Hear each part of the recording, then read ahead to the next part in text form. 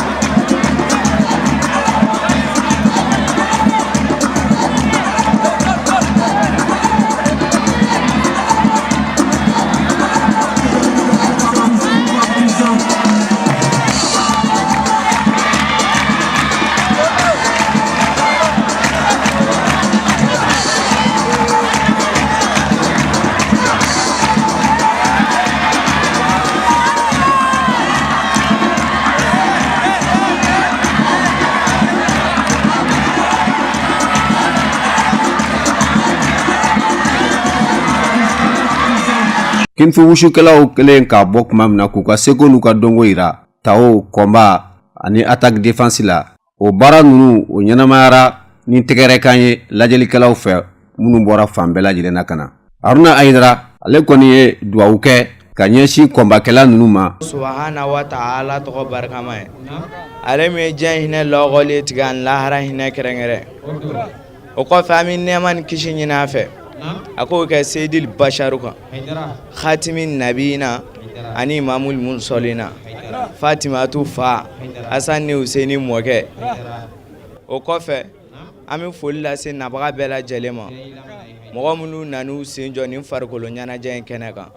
o kɔfɛ an bɛ Ala fo k'a barikada Ala mun ye ne n'aw sigi nin kɛnɛ barikama in kan o kɔfɛ an bɛ tila ka Ala fo ka Ala barikada ka tila ka karatekɛla ninnu fo u nana ka n'u ka dɔnko yira mawuluduko la k'a yira k'a fɔ mawuluduko tɛ wajulu dama ye fo farikolo ɲɛnajɛ kun ka kɛ i n'a fɔ Alakira yɛrɛ tun bɛ farikolo ɲɛnajɛ kɛ cogoya min na Alakira n'a musow tun bɛ boli don dɔ la ani Ayisa bolila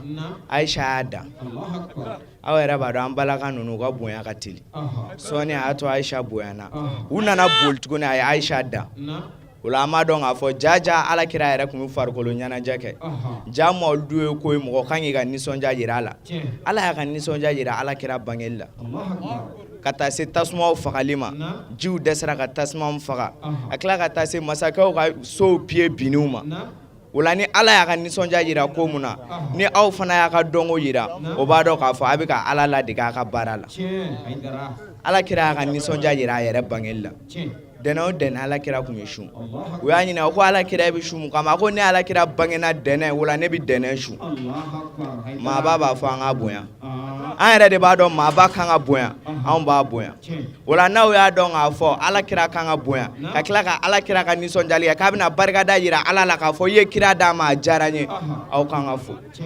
parce que kira nana ka se k'aw jogo ɲɛ ni aw ye Alakira Ala barikada o la kira dili la o ma an bɛ fɔ an bɛ dugawu k'aw ye karate min senna a mɛnna a ka ca san 18 ɲinɛ o bɛ n'u jɔ mɔlu kɛnɛ kan ka nisɔndiya jira o la an b'u fo sini kɛnɛ a bɛ Ala bolo Ala k'a da n'u ma Ala ka labanko ɲuman d'u ma u bɛ mun ɲini Ala fɛ Ala k'o nɔgɔya n'u ye Ala y'o kɛ Muhamadu bonya kɔsɔn sallallahu Muhamad. Alhamdulillah an bɛ Ala tanu Ala mun ye bi yira an na an ye nin labɛn ko mun kama an y'a labɛn an ka kira ka bangeli de kama ka nisɔndiya yira ka yira kira bangera a diyara anw ye an y'a dabɔ o de kama bon ni kɔni n'Ala sɔnna ni Ala ka nana ni fɛn wɛrɛ ye mun ma an bali nin na an b'a labɛn san o san kira bangeli la ka mawuludukɛlaw nisɔndiya k'an karamɔgɔ Seku Usumani Madani Hayidara fana nisɔndiya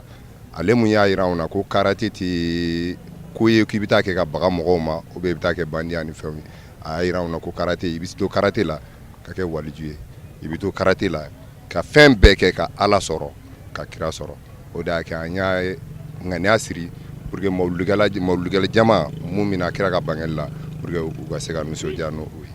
an y'a dabɔ o de kama wa an labɛnnen don Ala kana an dɛsɛ a kɛli la.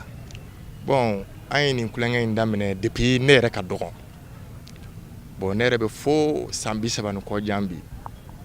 an kɔni san o san an labɛnnen don n'an karamɔgɔ y'an bila k'an ka labɛn wagati o wagati ni kɛnɛya kɔni bɛ an b'a kɛ bon n bɛ min da an dɔgɔninw ye c'est à dire u ka anw filɛ an y'an karamɔgɔw filɛ cogo min na bonya la ani nɔtagamali la n'olu fɛnɛ anw filɛ ten a ka ca Ala fɛ a tɛ dabila fo ka taa se diɲɛ wuli ma a ye ne yɛrɛ kɔni fo hali ni ne bɛ taa ta ka bɔ misiri kɔnɔ ka na ne bɛ a kɛ. Hakilina min nana ne labɛnnen komi Seku Usumani Madani Hayidara an y'a ka weledakan de mɛn donc o de ye an na o y'an tuubi an ye baya kɛ ka na Ansari kɔnɔ bon komi seko ni dɔnko min b'a la o ye karate de bon an y'a yira an b'o kɛ ka Hayidara n'a ka denbaya bɛɛ lajɛlen kana bon hokumu de nana n'an ye mawuludu démonstration ye donc an bɛ démonstration kɛ nin kan ka kɛ san 19 de o de y'an se yan nɔ musaka t'a la wa an b'a kɛ Ala kama dɔrɔmɛ ma deli ka d'an ma la fana an b'a kɛ fo ka taa se an ka nakili laban ma n'an taara fana an denw bɛ yen nɔ n'an denw banna fana an mɔdenw bɛ yen nɔ a tɛ bila yanni diɲɛ wuli cɛ. Kinfu Wushu ale tɛmɛnen kɔfɛ karate bolofara wɛrɛ minnu tun bɛ yen nɔ i n'a fɔ Yo Kinfu, Taekwondo, Shutokan, Kickboxing ani Aikido walasa ka taa ninnu dɛmɛ u ka baara la ni hakilina ye n'o ye mawuludu ɲɛnamali ye